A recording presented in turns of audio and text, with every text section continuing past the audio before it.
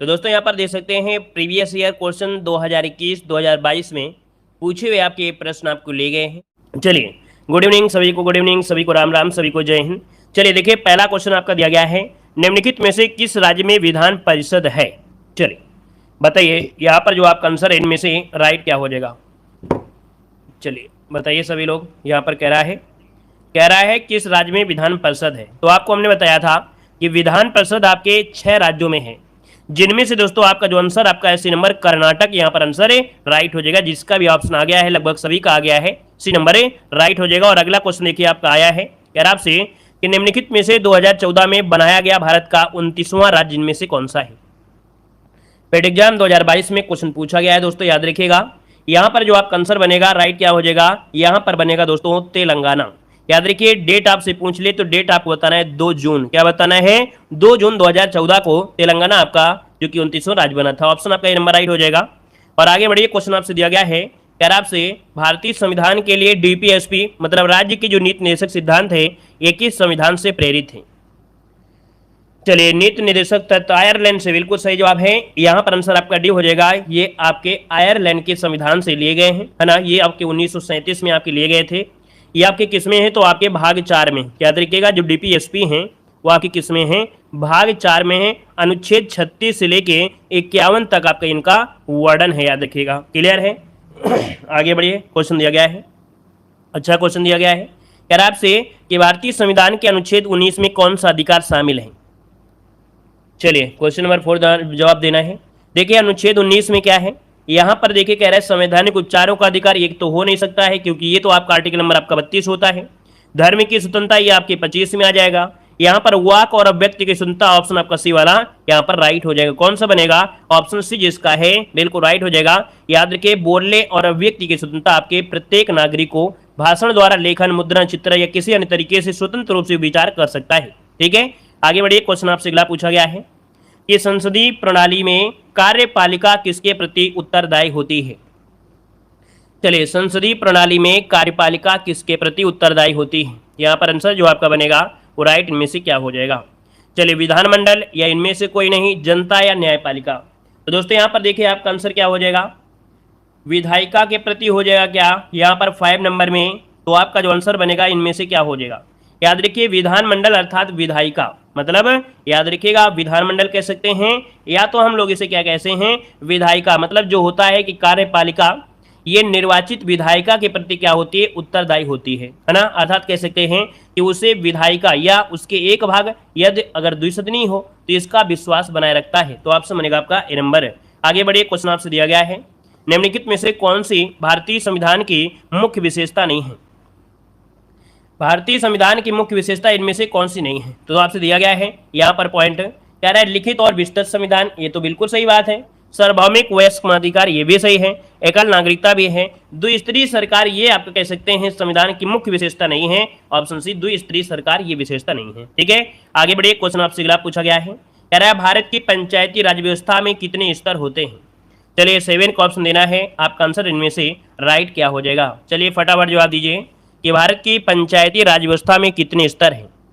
सभी को राम राम, सभी को जय हिंद। लाइक शेयर भी करते चलिए भाई। देखिए, इतने आपके अच्छे क्वेश्चन हम लाते हैं, प्रीवियस ईयर हो या आपका एक्सपेक्टेड हो या आपका मैराथन क्लास हो, मॉडल पेपर, सब कुछ आपको सोल्व कराया जा रहा है।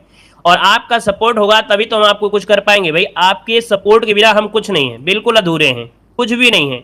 आपका जितना ज़्यादा सपोर्ट रहेगा उतना आपका होता है। सारा दिन की मेहनत आपकी सपोर्ट से हमारी मेहनत बिल्कुल छोटी हो जाती है, पूरी थकी उतर जाती है जब आपका पूरा सपोर्ट मिल जाता है। जितने लोग यहाँ पर जुड़े रहते हैं, लाइक भी करते हैं और शेयर भी करते हैं, है ना। तो चलिए देखिए, यहाँ पर जो आंसर आपका है आपका हो जाएगा सी नंबर त्रिस्तरीय अर्थात 3 स्तर। याद रखिए, जो त्रिस्तरीय पंचायती राज व्यवस्था में ग्राम पंचायत है ना, जो कि ग्राम स्तर पर होती है, पंचायत समिति जो कि मध्यवर्ती स्तर पर होती है, और जिला परिषद जो कि जिला स्तर पर होता है। तो यहाँ पर ऑप्शन जिसका आया है सी नंबर राइट हो जाएगा। और आगे बढ़िए, क्वेश्चन दिया गया है, निम्नलिखित में से किस अधिनियम द्वारा बर्मा को भारत से अलग किया गया था। चलिए, बर्मा को भारत से जो अलग किया गया था दोस्तों, याद रखिएगा भारत सरकार अधिनियम 1935। ठीक है, भारत सरकार अधिनियम 1935, इस अधिनियम के तहत क्या किया गया था, अलग किया गया था। लेकिन अलग हुआ कब था, तो ये अलग हुआ था 1 अप्रैल, क्या 1 अप्रैल 1937 को ये अलग हुआ था। अधिनियम तो आपका 35 था लेकिन अलग हुआ था, इतना क्लियर है, याद रखिएगा। और दोस्तों एक पॉइंट और याद रखिए, भारत से एक प्रांत के रूप में एक शासित देश के 51 वर्ष समाप्त हो, मतलब यहाँ पर कह सकते हैं इसका इतना रख लीजिए, ऑप्शन आपका ये हो जाएगा। आगे बढ़िए, क्वेश्चन आपसे दिया गया है, निम्नलिखित में से कौन सा अनुच्छेद अल्पसंख्यकों के हितों का संरक्षण देता है। तो दोस्तों अल्पसंख्यक जो आपके हैं उनके हितों की रक्षा करना ये किस में आता है। चलिए यहाँ पर आंसर देना है 9 नंबर का ऑप्शन क्या हो जाएगा। तो दोस्तों यहाँ पर डी नंबर जो आपका है 29 नंबर है ना, ऑप्शन मैंने आपका यहाँ पर डी नंबर अनुच्छेद 29 हो जाएगा, राइट। अगला क्वेश्चन बताइएगा, दिया गया है 42वें संशोधन के माध्यम से संविधान में कौन सा न्याय राजनीतिक निर्देशक सिद्धांत जोड़ा गया था।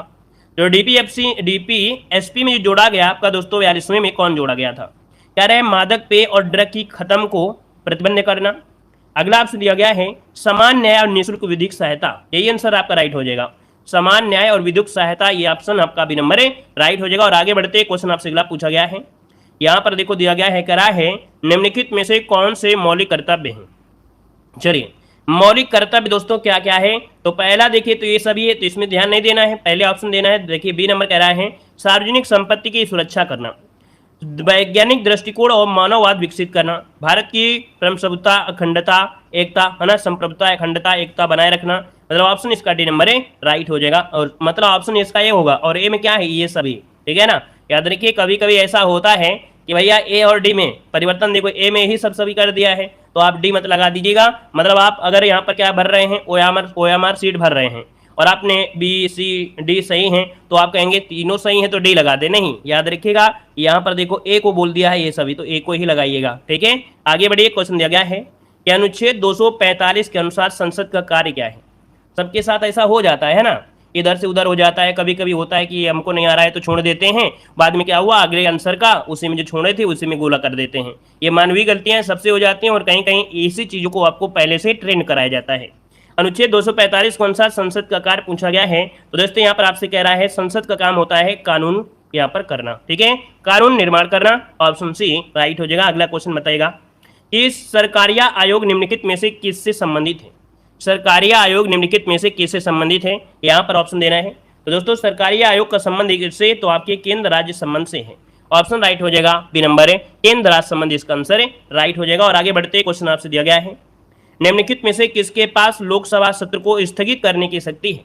दोस्तों लोकसभा सत्र को स्थगित करने की शक्ति मतलब उसे जो लोकसभा है उसका विघटन कर सकती है दोस्तों, है ना, यहाँ पर भंग कर सकता है भारत के राष्ट्रपति। दोस्तों याद रखिएगा एक पॉइंट कि संयुक्त अधिवेशन को बुलाने का अधिकार जो आपका होता है वो किसके साथ, किसके पास, भारत के राष्ट्रपति।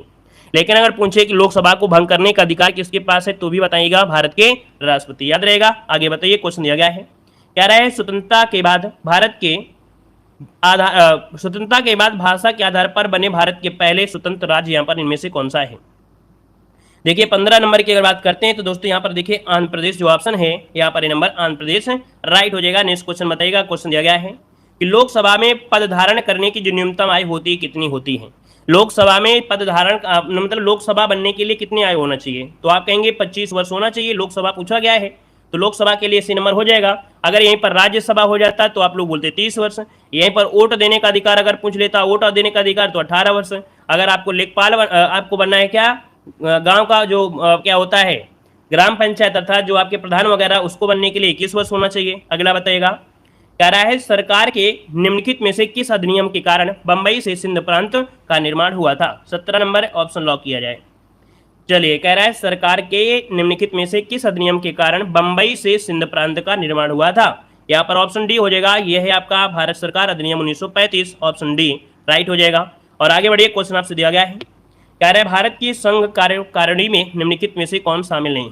देखिए भारत की जो संघ है इसमें से याद रखिए उपराष्ट्रपति हैं, राष्ट्रपति हैं, प्रधानमंत्री हैं, लेकिन इनमें से जो आपके राज्यों के मुख्यमंत्री हैं ये आप शामिल नहीं होते हैं, तो आप समझेगा यहाँ पर आपका डी नंबर है। आगे बढ़िए, क्वेश्चन दिया गया है निम्नलिखित में से कौन सा सार्वजनिक क्षेत्र का उपक्रम संसद के तहत एक विशेष कानून पारित करके स्थापित किया गया है। चलिए 19 नंबर है, कह रहा है कौन सा सार्वजनिक क्षेत्र का उपक्रम संसद के तहत एक विशेष कानून पारित करके स्थापित किया गया है। तो दोस्तों ये होता है वैधानिक निगम। क्या, वैधानिक निगम, ऑप्शन बी हो जाएगा। अगला बताइएगा, अगला कह रहा है निम्नलिखित में से कौन सा अनुच्छेद भारतीय संविधान में सर्वोच्च न्यायालय की स्थापना और गठन के बारे में बताता है। दोस्तों यहाँ पर देखिए आपका आंसर क्या हो जाएगा, तो यहाँ पर देखिए आर्टिकल नंबर जो आपका 124 है, आर्टिकल नंबर 124 के तहत सर्वोच्च न्यायालय की स्थापना और उसके गठन के बारे में बताया गया है। तो ऑप्शन राइट हो जाए आपका डी नंबर। आगे बढ़िए, क्वेश्चन दिया गया है, कह रहे हैं कि पास मौलिक अधिकार को लागू करने की शक्ति है। तो दोस्तों ये बताइएगा मौलिक अधिकार को लागू करने की शक्ति किसमें है? तो आपके सर्वोच्च न्यायालय और आपके उच्च न्यायालय, सर्वोच्च न्यायालय और उच्च न्यायालय, यहाँ पर आंसर जो आपका है नंबर राइट हो जाएगा। ठीक है ना। अब कभी कभी आप सोचो नहीं सर्वोच्च न्यायालय केवल कर दिया, ऐसा नहीं है। ठीक है, मौलिक अधिकार लागू करने की शक्ति सर्वोच्च न्यायालय और उच्च न्यायालय आपको लगाना याद रखिएगा। आगे बढ़िए, क्वेश्चन दिया गया है, कह रहा भारत में राष्ट्रीय मानव अधिकार आयोग निम्नलिखित में से किस मंत्रालय के अधीन है? बताइए भारत में जो राष्ट्रीय मानव अधिकार आयोग है ये किस मंत्रालय के अधीन है? दोस्तों याद रखिए गृह मंत्रालय, ऑप्शन यहाँ पर ए नंबर राइट हो जाएगा, गृह मंत्रालय हो जाएगा। और आगे बढ़िए, क्वेश्चन आपसे दिया गया है, निम्नलिखित में से किसी केंद्र शासित प्रदेश में उच्च न्यायालय स्थापित करने का अधिकार है? मतलब केंद्र शासित प्रदेश में हाई कोर्ट स्थापित करना है, ऐसा अधिकार किसके पास है? ऐसा अधिकार है दोस्तों याद रखिएगा आपके संसद के पास है, ऑप्शन बी नंबर राइट हो जाएगा, संसद के पास। आगे बढ़िए, क्वेश्चन दिया गया है, यहाँ पर दिया है वे आदर्श हैं जिन्हें राज्य को नीतियों का निर्माण करते समय ध्यान में रखना चाहिए।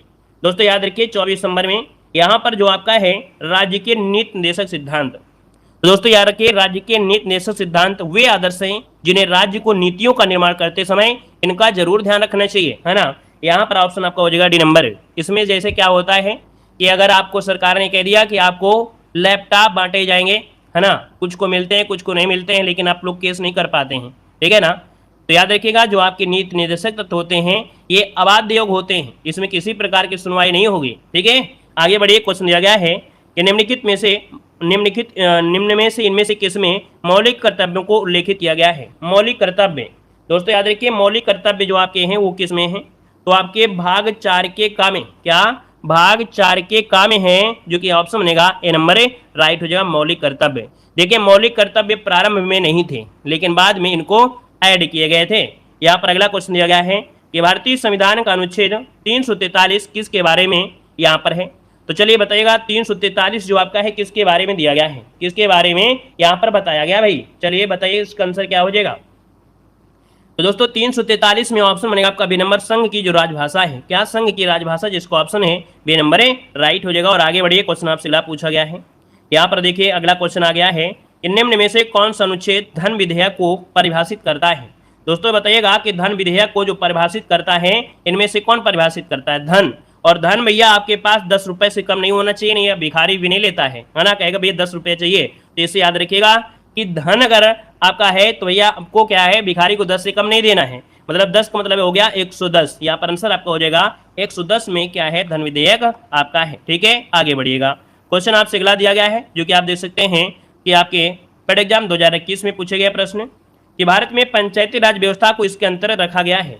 तो पंचायती राज व्यवस्था जो आपका है किस में आता है भाई? आर्टिकल नंबर आपका 40 और आर्टिकल नंबर 40 आता है किसमें? तो राज्य के नीति निर्देशक तत्व में आता है, ऑप्शन राइट हो जाएगा आपका बी नंबर। और आगे बढ़िए, क्वेश्चन दिया गया है निम्न में से किसने संविधान सभा में उद्देश्य प्रस्ताव रखा था? बताइए संविधान सभा में उद्देश्य प्रस्ताव जो रखा था वो किसने रखा था?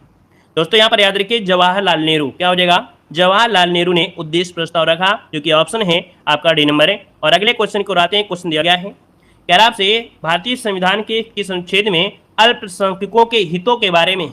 देखिए यहाँ पर आंसर क्या हो जाएगा, ये क्वेश्चन देखिए रिपीट हुआ कि नहीं हुआ, मतलब 2021 में भी पूछा गया और 2022 में भी सेम टू सेम क्वेश्चन पूछा गया। मतलब ये है हमने आपको बताया है कि भैया रिपीट होते हैं क्वेश्चन, है ना। समझिए कि पॉलिटी इतनी ज्यादा नहीं होती, 5 क्वेश्चन होते हैं, हर शिफ्ट में आते हैं। अब समझिए कि हिस्ट्री आपकी आती है 10 नंबर की, है ना, और 10 नंबर की आती है तो 4 शिफ्ट में 40 नंबर और 2 साल में 80 क्वेश्चन, है ना। तो समझिए कि अगले साल कितने होंगे, maximum question previous year question से ही फंस जाएंगे। इसलिए प्रीवियस ईयर क्वेश्चन आप लोग जरूर पढ़िएगा, है ना, जो आपकी एग्जाम में पूछे गए हैं। ठीक है, और हमने उसकी प्लेलिस्ट बना भी दिया है, तो आप मास्टर वीडियो वाली सीरीज में जाइए, उसमें से सब क्वेश्चन आपको मिल जाएंगे। यहाँ पर अगला क्वेश्चन आपसे दिया गया है, क्या कह रहा है कि शिक्षा का अधिकार एक मौलिक अधिकार है जो कि संबंधित है। शिक्षा का अधिकार एक मौलिक अधिकार है और ये जो संबंधित है भाई वो आपके किससे संबंधित है? तो ये है आपका जो अनुच्छेद आपका 21 का ए है ना। यहाँ पर आंसर आपका ये हो जाएगा, राइट हो जाएगा, 21 के फर्स्ट में इसे रखा गया है ना, शिक्षा का अधिकार, जो कि 86वें संविधान संशोधन द्वारा ये ऐड किया गया था। अगला क्वेश्चन दिया गया है, कह रहा है भारत के संविधान में इनमें से क्या राज्य सूची में सम्मिलित नहीं है? देखिए राज्य सूची में क्या नहीं आता है, तो पहला पॉइंट दिया है, कह रहा है दंड संहिता, है ना, क्या राज्य सूची में सम्मिलित नहीं है? अच्छा भाई, कह रहा है दंड प्रक्रिया संहिता, फिर दिया है जेल, फिर दिया है कानून और व्यवस्था, फिर दिया है पुलिस, है ना। कहीं ना कहीं इस क्वेश्चन में हमें ऐसा लग रहा है कि गलत है। कह रहा है भारत के संविधान में से क्या राज्य सूची में सम्मिलित नहीं।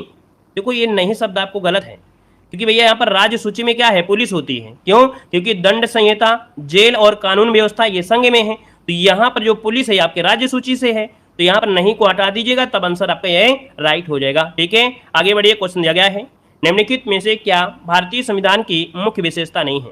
भारतीय संविधान की मुख्य विशेषता नहीं है, तो भैया भारतीय संविधान कैसा है, लिखित संविधान है, संविधान ही आपका सर्वोच्च भी है, शक्तियों का वितरण भी है, अर्धसंघीय संरचना है, लेकिन जो दिया गया है प्रतिबंध न्यायतंत्र, ये आपका नहीं है दोस्तों, ऑप्शन सी इसका हो जाएगा। अगला दिया गया है कि भारतीय संविधान का कौन सा अनुच्छेद राज्य सरकारों को ग्राम पंचायत के आयोजन के लिए निर्देश करता है। देखिए क्वेश्चन फिर से रिपीट हुआ। तो दोस्तों यहाँ पर देखिए ग्राम पंचायत होते हैं आपके नीति निर्देशक तत्व में, और आर्टिकल नंबर आपके यहाँ पर किसमें, तो आर्टिकल नंबर आपका हो जाएगा यहाँ पर 40, जो अनुच्छेद है आपका 40, ऑप्शन सी नंबर है राइट हो जाएगा, सी नंबर हो जाएगा। क्लियर है, समझ में अगर आ रहा है कि नहीं आ रहा है भाई, वीडियो को लाइक शेयर करते हुए चलेंगे जितने लोग यहाँ पर जुड़े हैं। ठीक है, अगला दिया गया है कि त्रिस्तरीय पंचायती राज व्यवस्था का विचार किसने रखा था। तो दोस्तों ये भी क्वेश्चन आप देखिए 2022 में, है ना, फिर से रिपीट हुआ। यहाँ पर देखिए आपका जो त्रिस्तरीय पंचायती राज व्यवस्था है वो आपकी बलवंत राय मेहता समिति, ऑप्शन बनेगा आपका ए नंबर राइट हो जाएगा। नेक्स्ट क्वेश्चन दिया गया है, निम्नलिखित में से क्या भारतीय नागरिकों को आर्थिक न्याय प्रदान करता है। तो भारतीय नागरिकों को आर्थिक न्याय प्रदान करता है कौन, तो दोस्तों ये जो होते हैं राज्य के नीति निर्देशक सिद्धांत। मतलब 2021 के 5 क्वेश्चन रिपीट हो चुके 2022 में। अगला दिया है कि राज्यसभा के चुने हुए सदस्यों का कार्यकाल, देखो इससे रिलेटेड आपका लोकसभा पूछा गया था, तो यहाँ पर देखिए आपका जवाब भी हो जाएगा 6 वर्ष। क्या हो जाएगा, 6 वर्ष जो आपके हैं इनका कार्यकाल होता है। याद रखिए किसका, पर देखिए क्वेश्चन दिया गया है कि भारत के संविधान के ऊपर सबसे अधिक प्रभाव निम्नलिखित में से किसका माना जाता है। पहले का जवाब यहाँ पर देना है और सभी लोग जवाब दीजिए, सही जवाब इनमें से क्या हो जाएगा। तो चलिए यहाँ पर 1 का जवाब आने शुरू हो गए हैं और काफी लोग जवाब दे रहे हैं। यहाँ पर आपका डी नंबर, तो आपका जवाब आ रहा है डी नंबर। याद रखिएगा कि भारत सरकार अधिनियम 1935, यहाँ पर आपका जवाब हो जाएगा क्या, डी नंबर राइट हो जाएगा। हमने आपको बताया था कि लगभग देखा जाए 2/3 हिस्सा, क्या 2/3 हिस्सा जो कि लिया गया है आपके 1935 के अधिनियम से लिया गया था। याद रखिएगा, क्लियर है। और यहाँ पर आगे बढ़ते हैं, क्वेश्चन आपसे अगला पूछा गया है कि शासन की एकात्मक इकाई का लाभ क्या है। शासन की एकात्मक पद्धति का जो लाभ है वो आपका क्या हो जाएगा, यहाँ पर 2 नंबर में, तो 2 का जवाब देना है और 2 का ऑप्शन आ रहा है बी नंबर। याद रखिएगा दृढ़ राज्य, क्या भारत की एकात्मक पद्धति जो लाभ होता है दृढ़ राज्य होता है, ऑप्शन बी नंबर राइट हो जाएगा। ठीक है, आगे बढ़ते हैं। क्वेश्चन आपसे अगला पूछा गया है, यहाँ पर दिया गया है निम्नलिखित में से किस देश का लिखित संविधान अलिखित संविधान है। यहाँ पर बताइएगा कि किस देश का अलिखित संविधान है। यहाँ पर देखिएगा कि कहाँ का संविधान लिखित नहीं है ना, बात तो वही हो गई, घुमा फिरा के क्वेश्चन दिया गया है। तो देखिए यहाँ पर ऑप्शन आ रहा है बी नंबर, यूके का संविधान। याद रखिए यहाँ लिखित संविधान आपका नहीं है। वहीं पर देखा जाए यूके मतलब होता है ब्रिटेन, ठीक है, यूके मतलब क्या होता है, ब्रिटेन होता है। और अगर आपसे पूछे कि विश्व का सबसे बड़ा लिखित संविधान कौन सा है, तो आपका भारत हो जाएगा। आगे बढ़ते हैं, क्वेश्चन आपसे अगला पूछा गया है कि भारत की संविधान सभा का अध्यक्ष कौन था। भारत की संविधान सभा का अध्यक्ष कौन था, जवाब दीजिएगा। यहाँ पर ऑप्शन आ रहा है डॉक्टर राजेंद्र प्रसाद, बिल्कुल सही है। याद रखिए डॉक्टर राजेंद्र प्रसाद, ऑप्शन क्या हो जाएगा, बी नंबर आपको राइट हो जाएगा। ठीक है ना। और इनको संविधान सभा का जो एक प्रकार से अध्यक्ष चुना गया था 11 दिसंबर को, कब, 11 दिसंबर 1946 को चुना गया था स्थायी अध्यक्ष। ठीक है ना। जो अस्थायी अध्यक्ष थे वो सच्चिदानंद सिन्हा थे, जो कि आपके 9 दिसंबर 1946 को अस्थायी रूप से चुने गए थे। क्लियर है। आगे बढ़ते हैं, क्वेश्चन आपसे अगला पूछा गया है, यहाँ पर आ गया है कि संविधान के अंतर्गत भारतीय लोकतंत्र के आदर्शों को हम कहां से देख सकते हैं। मतलब देख सकते हैं कि आपके जो आदर्श हैं है ना संविधान में, तो वो आपकी किसमें, प्रस्तावना में मिलेंगे। किसमें, तो आपके प्रस्तावना में। तो ऑप्शन क्या बनेगा, यहाँ पर ए नंबर राइट हो जाएगा। क्लियर है आपका। चलिए याद रखिए अगले क्वेश्चन की और क्वेश्चन दिया गया है, यहाँ पर संविधान की प्रस्तावना में भारत को निम्नलिखित में से किस रूप में घोषित किया गया है। तो चलिए बताइएगा किस रूप में घोषित किया गया है। तो यहाँ पर दिया है एक प्रभुत्व संपन्न लोकतांत्रिक गणराज्य, एक समाजवादी लोकतांत्रिक गणराज्य, और इसके बाद यहाँ पर दिया गया है एक प्रबुद्ध समाजवादी पंथ निरपेक्ष लोकतांत्रिक गणराज्य। तो इसको नोट करिएगा और इसे आज आप लोग व्हाट्सएप की स्टेटस में लगाइएगा, क्योंकि आपको याद है अगर ये क्रम से आ गया तो आप लोग गलती कर दोगे। तो इस क्वेश्चन को नोट करिए, क्योंकि पॉलिटी में देखा जाए 80% से ज्यादा आप लोगों को आता है, लेकिन कुछ क्वेश्चन आपके डाउट में होते हैं, उन्हीं का रिवीजन आपको करना है, ठीक है ना। तो चलिए ऑप्शन आपका सी हो जाएगा। आगे बढ़ते हैं। क्वेश्चन दिया है कि भारत पूर्ण संप्रभु लोकतांत्रिक गणराज्य कब बना था। चलिए डेट बताइए यहाँ पर, सही जवाब इनमें से कौन हो जाएगा। तो ऑप्शन आ रहा है यहाँ पर 26 नवंबर 1949। देखिएगा यहाँ पर 7 का ऑप्शन डी हो जाएगा कि आपका भारत पूर्ण संप्रभु लोकतांत्रिक गणराज्य बना कब, 26 नवंबर 1949 आपका जवाब हो जाएगा डी नंबर। आगे बढ़ते हैं। क्वेश्चन आपसे अगला पूछा है संविधान के उद्देश्य का अर्थात प्रस्तावना का संशोधन कितनी बार किया गया है। तो चलिए बताइएगा कि संशोधन कितनी बार किया गया है, 3 बार, 2 बार, 1 बार, या संशोधन आपका किया ही नहीं गया है। तो आप सभी को पता है किया गया है, लेकिन 1 बार किया गया। कितना? 1 बार किया गया है। कब किया गया है कोई बताएगा? कोई बताएगा कब किया गया है? याद रखिए 1976 में। कब? 1976 में किया गया था संविधान संशोधन, जो कि कह सकते हैं 42वें संविधान संशोधन। कौन? 42वां संविधान संशोधन। इस संविधान संशोधन को मिनी संविधान कहा जाता है, मिनी कॉन्स्टिट्यूशन के नाम से भी जाना जाता है, क्योंकि बहुत परिवर्तन इस संशोधन में आपके हुए थे। क्लियर है इतना पॉइंट? चलिए अगला क्वेश्चन आपके सामने दिया गया है, निम्नलिखित में से कौन सा राजनीतिक अधिकार नहीं है। चलिए बताइएगा कि कौन सा राजनीतिक अधिकार नहीं है। 9 नंबर में पहला दिया है मत देने का अधिकार, जीवन का अधिकार, चुनाव लड़ने का अधिकार, सरकार के अधिशासी निकायों के पास शिकायत करने का अधिकार। तो यहाँ पर देखो ऑप्शन क्या बनेगा। यहाँ पर देखो राजनीतिक पूछा है कि राजनीतिक नहीं है, है ना, राजनीतिक नहीं है। तो कौन सा? ऑप्शन बी, यहाँ पर जीवन का अधिकार। यहाँ पर ऑप्शन बी नंबर राइट हो जाएगा। क्लियर है ना, क्योंकि हमने बताया था जीवन का अधिकार एक मौलिक अधिकार है। क्या? जीवन का अधिकार एक मौलिक अधिकार है, जो कि आर्टिकल नंबर आपके 21 में यहाँ पर दिया गया है कि प्राण और दैहिक स्वतंत्रता का अधिकार, जो कि आपको याद होगा कि ये ऐसा मौलिक अधिकार है जो किसी भी स्थिति में खत्म नहीं किया जा सकता है, चाहे आपका आपातकाल आ जाए, चाहे कुछ भी आ जाए, लेकिन आर्टिकल नंबर 21 कभी भी समाप्त नहीं किया जा सकता है। तो ऑप्शन क्या हो जाएगा? बी नंबर राइट हो जाएगा। भारत एक है। अब ये बताइए भारत एक है कैसा आपका यहाँ पर है? एक तंत्र है, राजतंत्र है, लोकतंत्र है, या कुलीन तंत्र है? यहाँ पर जवाब देना है आपका सही जवाब। चलिए ऑप्शन आ रहा है 10 नंबर में, यहाँ पर सी नंबर एक लोकतंत्र है। याद रखिए कि लोकतांत्रिक शब्द लिखा होता है, लेकिन वो शुद्ध नहीं होता है। शुद्ध क्या होता है? लोकतंत्र होता है। यहाँ पर याद रखिए शुद्ध क्या होता है? लोकतंत्र होता है। तो ऑप्शन सी नंबर राइट हो जाएगा। आगे बढ़ते हैं। क्वेश्चन आपसे अगला पूछा गया है कि निम्न में से कौन सा संशोधन अधिनियम मिनी संविधान माना जाता है। तो बताइएगा कि मिनी संविधान के नाम से यहाँ पर किसे जानते हैं? कौन सा संशोधन हुआ था जो कि लघु संविधान या मिनी संविधान कहलाया गया? चलिए 42 का ऑप्शन आ रहा है सी नंबर, मतलब कह सकते हैं इसका सी नंबर अब आ रहा है 42वां। तो ऑप्शन क्या बनेगा? सी नंबर कि 42वां संविधान संशोधन कब हुआ था? 1976 में। इसे मिनी संविधान कहा जाता है। इसमें से बहुत ऐसे आपके प्रस्ताव भी किए गए थे और प्रस्तावना को भी यहाँ पर रीडिंग की गई थी। क्लियर है? आगे बढ़ते हैं। क्वेश्चन आपसे अगला पूछा गया है कि भारत में एकल नागरिकता की अवधारणा अपनाई गई है, अर्थात एकल नागरिकता जो ली गई है वो आपकी कहां से ली गई है? यहाँ पर जवाब देना है। तो चलिए यहाँ पर देख सकते हैं एकल नागरिकता आपके ब्रिटेन से, दोहरी नागरिकता आपके अमेरिका से, और एक देश ऐसा भी है जहां पर 3 प्रकार की नागरिकता होती है, जो कि आपका है स्विट्जरलैंड, है ना।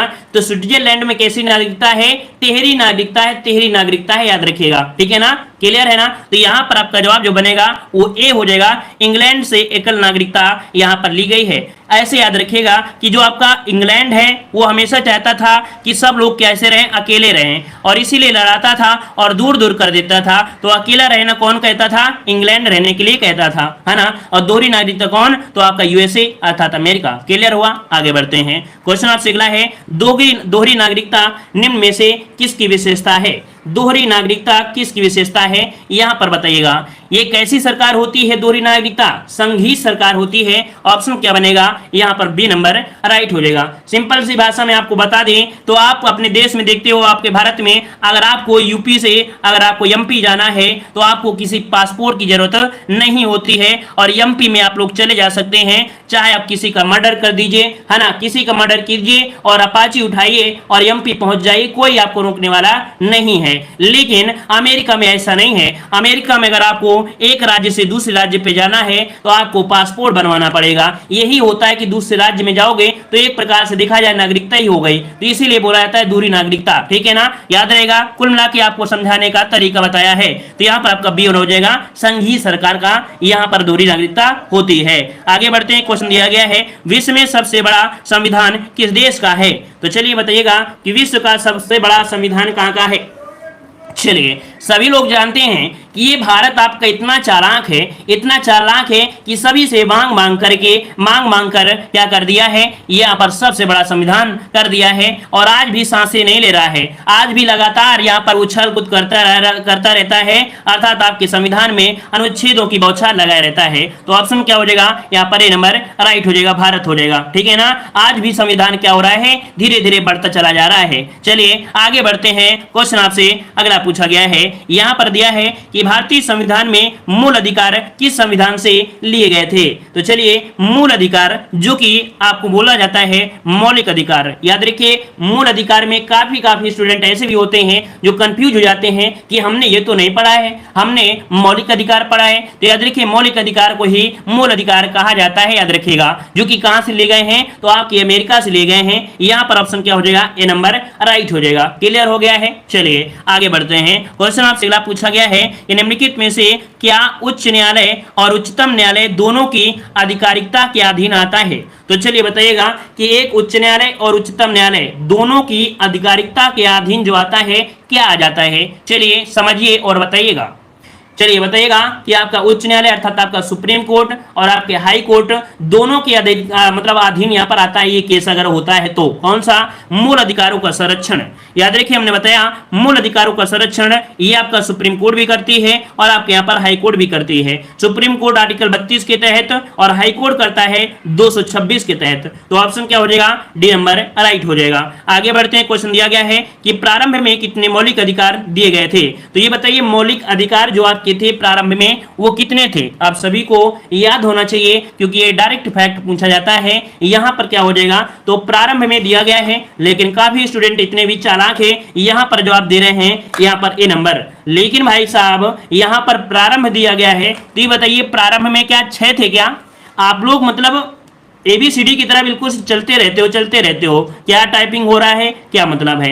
यहाँ पर प्रारंभ में पूछा है और प्रारंभ में कितने होते हैं, कितने थे? तो आपके 7 थे, है ना। लेकिन वर्तमान में क्या है? वर्तमान में आपके 6 हैं, क्योंकि संपत्ति के अधिकार को यहाँ से हटाकर और कहां पर भेज दिया गया? तो आपके मतलब 300 के ए में इसे रख दिया गया है। कब हटाया गया था? तो पैसे को अर्थात संपत्ति के अधिकार को हटाया गया 1978 में। 1978 कब? तो आपके 44वें संविधान संशोधन में संपत्ति के अधिकार को हटाकर बाहर कर दिया गया। क्लियर हो गया। तो कितने बचे हैं? तो आपके अब बचे हैं कितने? 6 बचे हैं। समझ गए हैं। आगे बढ़ते हैं, क्वेश्चन आपसे अगला पूछा गया है कि भारतीय संविधान में कितने प्रकार के न्यायिक आदेश होते हैं? चलिए भारतीय संविधान में कितने प्रकार के न्यायिक आदेश यहाँ पर दिए गए हैं, यहाँ पर जवाब देना है। आपका सही जवाब इनमें से क्या हो जाएगा?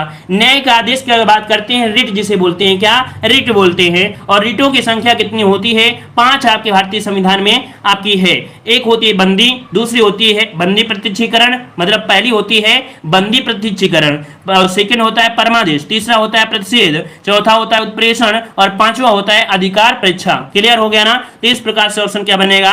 यहाँ पर ये नंबर राइट हो जाएगा। क्लियर है। बताइए यहाँ पर क्वेश्चन नंबर 19 दिया है, निम्नलिखित में से कौन सा अधिकार अभी भारतीय संविधान द्वारा एक मौलिक अधिकार के रूप में नहीं दिया गया है? तो चलिए बताइएगा कि अभी तक यहाँ पर देख सकते हैं अभी भारतीय संविधान द्वारा एक मौलिक अधिकार के रूप में नहीं दिया गया है। यहाँ पर 19 नंबर में क्या बन सकता है? तो चलिए 19 का ऑप्शन हो जाएगा सी। यहाँ पर संपत्ति का अधिकार ये आपका मौलिक अधिकार नहीं रह गया है। याद रखिएगा ये एक विधिक अधिकार है। कैसा है? ये विधिक अधिकार है, कानूनी अधिकार है। ठीक है। चलिए आगे बढ़ते हैं, क्वेश्चन आपसे अगला पूछा गया है। यहाँ पर दिया है कि कोई राज्य उन अधिकारों द्वारा जाना जाता है। कोई राज्य उन अधिकारों द्वारा जाना जाता है जिन्हें वह बनाए रखता है। यह कथन किसका है? यहाँ पर ये कथन जो है ये किसका है? तो याद रखिए लास्की। यहाँ पर जो ऑप्शन बनेगा यहाँ पर लास्की ऑप्शन क्या हो जाएगा? बी नंबर राइट हो जाएगा। क्लियर है? हाँ, एक पॉइंट आपको याद आ रहा है, आइवर जोनिंग। क्या आइवर जोनिंग याद आ रहा है? तो इसे भी नोट करिए। आइवर जोनिंग कौन थे? आइवर जोनिंग वैसे व्यक्ति हैं जिन्होंने यहाँ पर भारत में जो संविधान है तो भारत के संविधान को उधार का थैला कहा है। किसने? भारतीय संविधान को उधार का जो थैला कहा है वो किसने कहा है? तो आइवर जोनिंग ने कहा था। तो इस पॉइंट को याद रखिए क्योंकि एग्जाम में ये पूछा गया है। तो चलिए आगे बढ़ते हैं। क्वेश्चन दिया है कि भारत के संविधान में शामिल राज्य के नीति निर्देशक सिद्धांतों की अवधारणा किसके संविधान से ली गई है? तो ये बताइए, नीति निर्देशक सिद्धांत इनकी अवधारणा कहां से ली गई है? 21 नंबर में लॉ करना है। याद रखिए, अगर आपके नीतियां क्या हो? दृढ़ हो और मजबूत हो तो आयरन जैसे मजबूत होना चाहिए। क्या आपके अंदर यहाँ पर पता होना चाहिए कि हम पीटी पास कर लेंगे, अर्थात यहाँ पर जो नीति निर्देशक हैं वो आपके आयरलैंड से लिए गए हैं। ऑप्शन क्या हो जाएगा? डी हो जाएगा। आगे बढ़ते हैं। क्वेश्चन दिया है कि भारतीय संविधान के किस भाग में भारत को एक कल्याणकारी राज्य के रूप में स्थापित करने की बात कही गई है? मतलब आपके भारतीय संविधान में यहाँ पर भारत को एक कल्याणकारी राज्य के रूप में स्थापित करने की बात की गई है। हमने मॉडल पेपर में आपको बहुत ही बार बताया है कि नहीं बताया है कि जो आपके नीति निर्देशक तत्व आपके दिए गए हैं, है ना, जो कि आपके 36 से लेके 51 तक, ठीक है, 36 से 51 तक यहाँ पर कह सकते हैं कि समानता वाली बातें और यहाँ पर कल्याणकारी वाली बातें दी गई हैं, है ना। तो इस प्रकार से यहाँ पर देखिए प्रस्तावना तो है नहीं है, मौलिक अधिकार भी नहीं है, तो कौन बनेगा? तो यहाँ पर संविधान का भाग यहाँ पर चौथा है जो कि राज्य के नीति निर्देशक सिद्धांतों में आते हैं। क्या? यहाँ पर कल्याणकारी राज्य, ठीक है, कल्याणकारी राज्य इसमें आता है। आगे बढ़ते हैं। क्वेश्चन आपसे अगला पूछा गया है कि उपराष्ट्रपति पदेन अध्यक्ष होता है, उपराष्ट्रपति पदेन अध्यक्ष होता है, एक किसका होता है? नोट करिएगा और जल्दी से यहाँ पर लॉक करिएगा। पसंद आए तो वीडियो को लॉक भी करते जाइएगा, ठीक है, सब लोग वीडियो को लाइक करते जाइएगा। चलिए, उपराष्ट्रपति यहाँ पर 23 नंबर में ऑप्शन आ गया है। चलिए लॉक करिए। है आपका जवाब आ रहा है यहाँ पर ए नंबर कि राज्यसभा का पदेन सभापति होता है ना। अगर आपसे पूछे कि यहाँ पर उपराष्ट्रपति के लिए तो उम्र कितनी होनी चाहिए? 35 वर्ष होना जरूरी है। तो ऑप्शन क्या बन जाएगा? यहाँ पर आपका ए नंबर राइट हो जाएगा। आगे बढ़ते हैं। क्वेश्चन दिया गया है कि भारत का राष्ट्रपति किसका एक अभिन्न अंग होता है? ये बताइए, भारत का एक राष्ट्रपति है, ये अभिन्न अंग होता है, ये किसका होता है? चलिए 24 नंबर में ऑप्शन ए हो जाएगा संसद का। किसका? ये संसद का एक अभिन्न अंग होता है। ऑप्शन ए हो जाएगा। आगे बढ़ते हैं। क्वेश्चन आपसे अगला पूछा गया है कि निम्नलिखित में से वह व्यक्ति कौन था जिसे भारत के राष्ट्रपति के रूप में निर्विरोध चुना गया था? चलिए बताइएगा कि भारत के राष्ट्रपति जिन्हें निर्विरोध चुना गया था ये आपके कौन थे? जवाब आ रहा है यहाँ पर नीलम संजीव रेड्डी। यहाँ पर देखिएगा ऑप्शन सी हो जाएगा, यहाँ पर डॉक्टर, यहाँ पर Neelam Sanjiva Reddy, option C number right हो जाएगा। आगे बढ़ते हैं। क्वेश्चन दिया गया है कि संसद के दोनों सदनों का संयुक्त सत्र कौन बुला सकता है? संसद के दोनों सदनों का संयुक्त अधिवेशन जो बुलाता है वो कौन बुलाता है? तो बुलाने का कार्य करते हैं राष्ट्रपति। कौन? बुलाने का कार्य करते हैं राष्ट्रपति। तो आपका जवाब क्या हो जाएगा? यहाँ पर ए नंबर राइट हो जाएगा। लेकिन इसकी अध्यक्षता कौन करता है?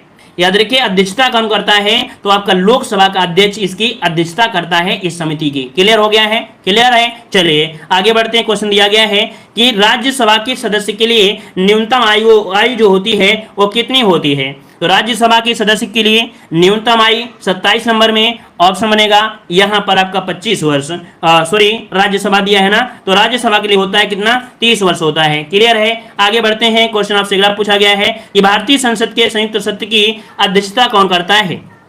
चलिए बताइएगा, भारतीय संसद का जो संयुक्त सत्र है इसकी अध्यक्षता कौन करेगा? तो अभी हमने बताया कि लोकसभा का जो अध्यक्ष होता है, ऑप्शन सी नंबर राइट हो जाएगा। और आगे बढ़ते हैं। क्वेश्चन दिया गया है कि लोकसभा में किसी विधेयक को धन विधेयक के रूप में प्रमाणित कौन करता है? है ना। तो बताइएगा कि यहाँ पर कि धन विधेयक के रूप में प्रमाणित करता है कौन, तो आपका अध्यक्ष। कौन अध्यक्ष, लोकसभा का अध्यक्ष, ठीक है, लोकसभा का अध्यक्ष होता है। तो ऑप्शन डी नंबर राइट हो जाएगा। आप लोगों ने बड़ी जल्दी से नकल भी कर लिया, है ना। तो चलिए अगले क्वेश्चन में यहाँ पर आपसे आ गया क्वेश्चन कि वर्तमान में उच्चतम न्यायालय में मुख्य न्यायाधीश की अतिरिक्त कितने न्यायाधीश हो सकते हैं। तो देखो यहाँ पर अतिरिक्त की बात किया गया है, क्या अतिरिक्त की बात किया है, तब आप लोग जवाब क्या देंगे। तो याद रखिए ऑप्शन क्या बनेगा, ए नंबर यहाँ पर 33 है, क्योंकि आपको पता है 33 + 1, है ना। वर्तमान में सबको लगा के यहाँ पर 34 है, तो ऑप्शन ए नंबर राइट हो जाएगा।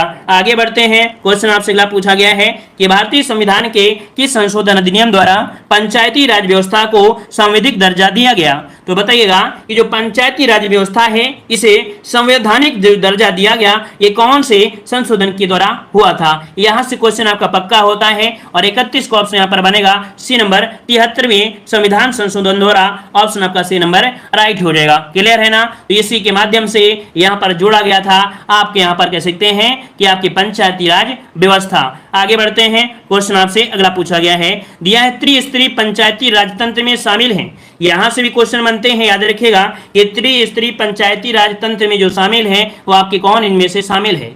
यहाँ पर देखिएगा कि यहाँ पर गांव के लिए ग्राम पंचायत, है ना, ग्राम के लिए ग्राम पंचायत, और ब्लॉक स्तर के लिए ब्लॉक होती है ना, जिसे पंचायत समिति कहते हैं, और जिले के लिए होती है जिला परिषद। कुल मिला के बलवंत राय मेहता समिति ने यहाँ पर बताया कि अगर किसी गांव का विकास करना है तो गांव के लिए यहाँ पर ग्राम पंचायत होना चाहिए, और ब्लॉक का विकास करना है तो पंचायत समिति होना चाहिए, और जिले का विकास करना है तो जिला परिषद बना दीजिए। आपका वो राज्य क्या हो जाएगा, वो जो आपका जिला है पूरी तरीके से यहाँ पर कह सकते हैं कि सही हो जाएगा, है ना। मतलब हर एक व्यक्ति को सभी योजनाएं मिलेंगी, हर एक प्रकार से वो परिचित होगा। तो ऑप्शन क्या हो जाएगा, यहाँ पर सी नंबर राइट हो गया। ठीक है, और आगे बढ़ते हैं, क्वेश्चन आपसे दिया है कि भारत में त्रिस्तरीय पंचायत प्रणाली का प्रस्ताव किसने किया था। चलिए यहाँ पर क्वेश्चन जो कि अभी हमने आपको बताया कि यहाँ पर इस गठन मतलब कह सकते हैं कि बलवंत राय ने एक गठन किया था, जो कि एक समिति का गठन किया था, ये 1957 में। कब, 1957 में। तो इसका राइट आंसर क्या हो जाएगा, ए नंबर, बलवंत राय मेहता राइट हो जाएगा। आगे बढ़ते हैं, क्वेश्चन दिया गया है कि संविधान की मुख्य विशेषता इनमें पूछा गया है कि निम्न में से भारतीय संविधान की विशेषता नहीं है। चलिए भारतीय संविधान की इनमें से कौन सी विशेषता नहीं है, यहाँ पर जवाब देना है। आपका सही जवाब इनमें से क्या हो जाएगा, निम्नलिखित में से भारतीय संविधान की विशेषता नहीं है। जनता के संप्रभुता, पंथ निरपेक्ष राज्य, राज्य के मौलिक अधिकार, या गणराज्य व्यवस्था। 1 का ऑप्शन देना है। आपका सही जवाब क्या हो जाएगा, और इस प्रश्न का जवाब आप लोगों को कमेंट बॉक्स में कमेंट करना है। ठीक, धन्यवाद, जुड़े रहें।